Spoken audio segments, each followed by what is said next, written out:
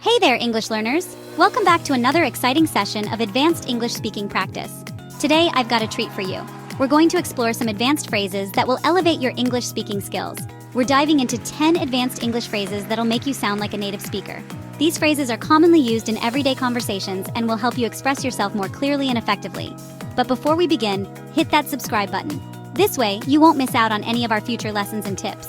All right, let's get into it. Make sure you have a pen and paper ready to jot down these useful phrases. The first phrase is caught off guard. This means you were surprised or unprepared for something. For example, I was caught off guard by the sudden change in plans. It's a great way to express that something unexpected happened.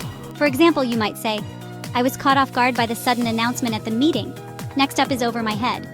Use this when something is too difficult or confusing to understand. For instance, the technical details of the project went over my head. It's a useful phrase when you want to admit that something is beyond your comprehension. Like, the instructions for the new software were completely over my head. Moving on, we have downplay. This is used when you want to underplay or be modest about something.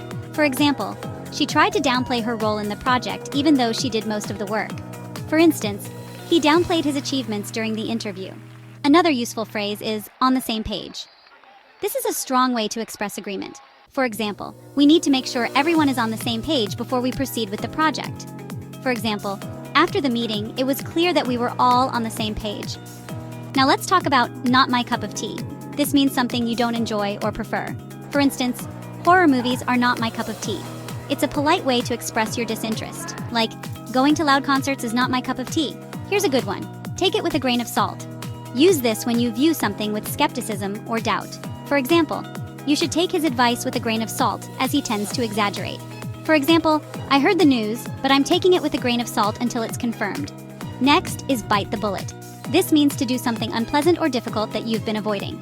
For instance, I decided to bite the bullet and start my diet today. Like, she had to bite the bullet and tell her boss the bad news. Another phrase is understatement. This is used to understate something, implying that the reality is even stronger or more extreme. For example, saying it's a bit chilly outside is an understatement when it's actually freezing. For example, calling the situation a minor inconvenience was quite the understatement. We also have fly off the handle.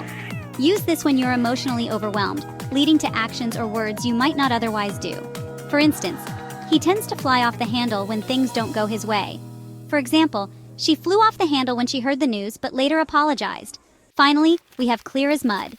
This is used to say that something is unintelligible or hard to understand. For instance, the instructions were as clear as mud and I couldn't figure out what to do. Like, his explanation was clear as mud, leaving everyone more confused. And there you have it. These expressions will help you convey more nuanced meanings and are widely used in advanced conversational English. Thanks for watching. Remember, practice makes perfect, so try to incorporate these phrases into your daily conversations.